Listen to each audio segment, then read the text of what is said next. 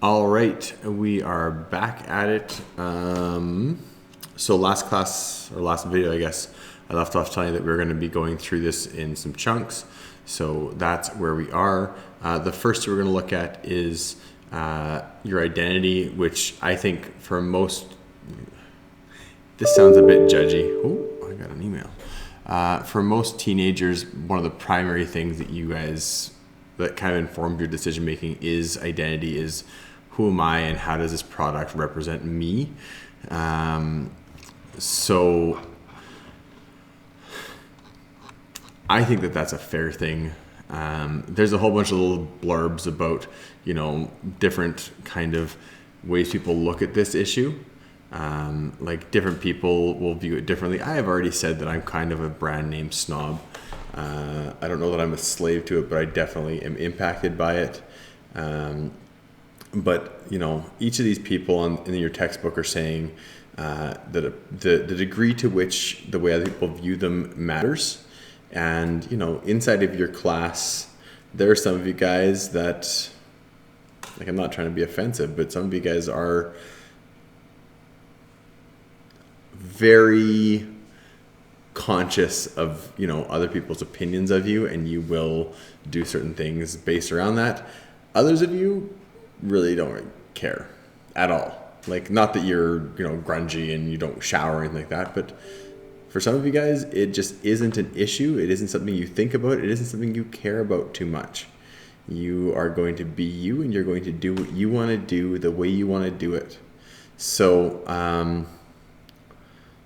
yeah, that's fine either way. It's not like one is better than the other, but it is the awareness that for some people that identity thing is really important, and for other people it's less so. So each of these little talking heads here is just kind of people talking about, am I all about what's comfortable? Like, for most of my life, I've been a comfort first person. Even the fact that I don't get particularly dressed up for my job. They always say dress for the job you want, not the job you have. Well, I generally speaking dress in a way that is comfort first, while trying not to look particularly, slobby and gross. So I am aware of that, and I do, especially in my profession, try and dress in a way that represents, I am a professional. We'll put that in loose quotation marks. But at the same time, I do want to be approachable. So, part of my decision around my dress is actually to be able to be approachable to you. So I will wear a hoodie, or I will wear jeans as opposed to dress pants, because even though I am a professional and, there is that desire to be viewed a certain way or treated a certain way, I also want to be relational with you guys, and I feel like if I dress a certain way, you guys will view me differently than you do other teachers, and will find me more approachable in that regard. I don't know that it's actually 100% true, but it is something that does bounce around inside of my melon. Other people, like this young lady, she's talking about price. If price is the number one concern, then that's fine. Every one of you guys are going to have a different thing that impacts the decision making that you do. So when it comes to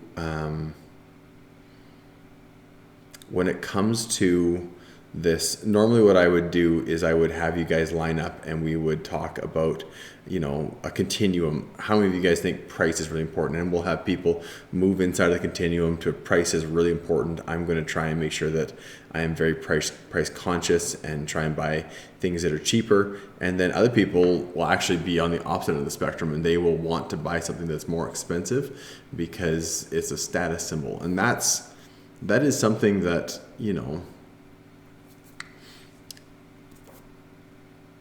just is a thing. Like, I don't know how to describe it. It is a thing that some of you guys are going to be more or less aware of. And same thing, so for each of these talking heads, normally I would put you guys inside of a continuum and say, where are you? Is, comfort important? Is, would you buy something that's less comfortable if it was the right brand or the right whatever, or if it had the right, if it was popular at that time. So on that continuum, every one of you guys would shift left or right in the line as to how important those things are to you or how unimportant they are to you. And you can think about your friends, you can think about, the people you hang out with and whether or not they would put you or where they might themselves fit on that line. So that is, your personal identity. Oh, one other thing, you guys should be aware that, and I'm going to send out a bunch of stuff, media is ever present. You guys don't realize how saturated you are with advertisements and media and information and those kinds of things. You live in a super saturated world for those kinds of things. And I'm going to put a couple of videos out. Normally I will show the Ken Block Gymkhana video at this point in time and have kids count the number of times that they see an advertisement in that for a franchise, for a thing that has a dollar value in some company's mind. And so that I usually put on the Gymkhana video. I'll put it onto the Google Classroom and you can watch it if you want to, but it is insane the amount of saturation that you experience. And every movie you watch, every TV show you watch, the product placement that happens in those is absurd. You will have people drinking Coke and Coke products because Coke actually bought the rights to that movie. You will have specific cars and specific TV shows. I remember I used to love watching the TV show Agents of S.H.I.E.L.D. And for a long time, the S.H.I.E.L.D. agents all drove Acuras. And then I think GMC actually bought the rights to it. And so all of a sudden, all the S.H.I.E.L.D. agents are driving GMCs. So there's advertisements all over the place. And movies will put a sticker over top of a badge so you can't see it, even though you know that it's a Ford. Ford didn't pay them any rights to have their products, so they just put a sticker over top of the badge, and it doesn't even exist, even though you know it's a Ford F-150 or a Ford Taurus or whatever car.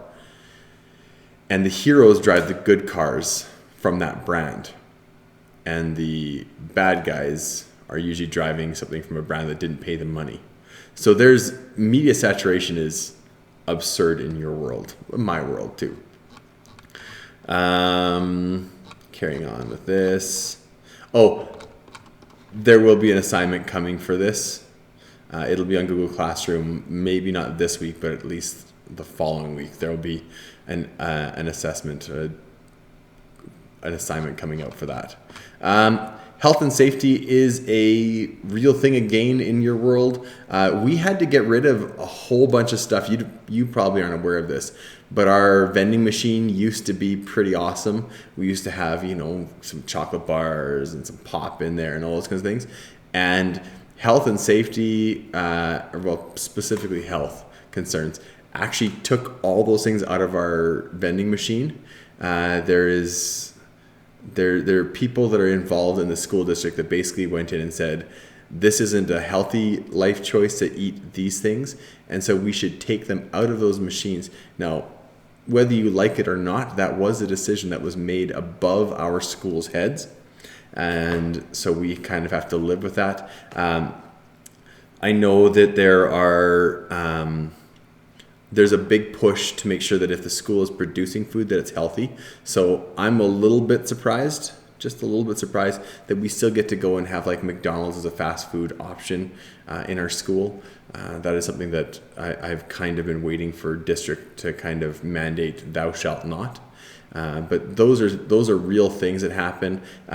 They have rules around health and safety about what kind of things can be advertised on Saturday morning, how many cartoons can have different advertisements for different less healthy food options.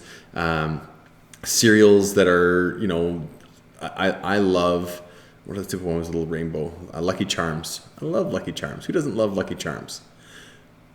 But there are things where there are rules around what they can say about their food product and how much they can advertise stuff. Same thing happens on TV around alcohol. You're not allowed to advertise any alcohol during the Saturday morning cartoons. You can't have, some advertisement for some beer that comes on while, I don't even know what cartoons are even on anymore. I'm not out of touch. My kids don't watch cartoons. You can't have cigarettes advertised. You can't have anything that is an adult-orientated product advertised to children. But that used to happen, and I will put on a Flintstones commercial, which I may have shown you already, around that idea, around advertising. But they used to advertise cigarettes right alongside kids shows like the Flintstones. So there's issues like that come into play inside of healthy choices. And so some of the choices are made for you without you even realizing it.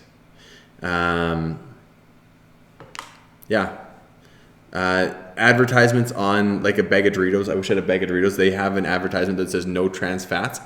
What those companies are doing lots of times in order to get that no trans fats advertisement on their label is they actually just change the size so that they are under 1 gram of trans fats. If they're 0.9 grams of trans fats or whatever it is per serving size, then they can advertise no trans fats. And so they'll just change the serving size so that they are under the threshold and they can say, yeah, there's no trans fats.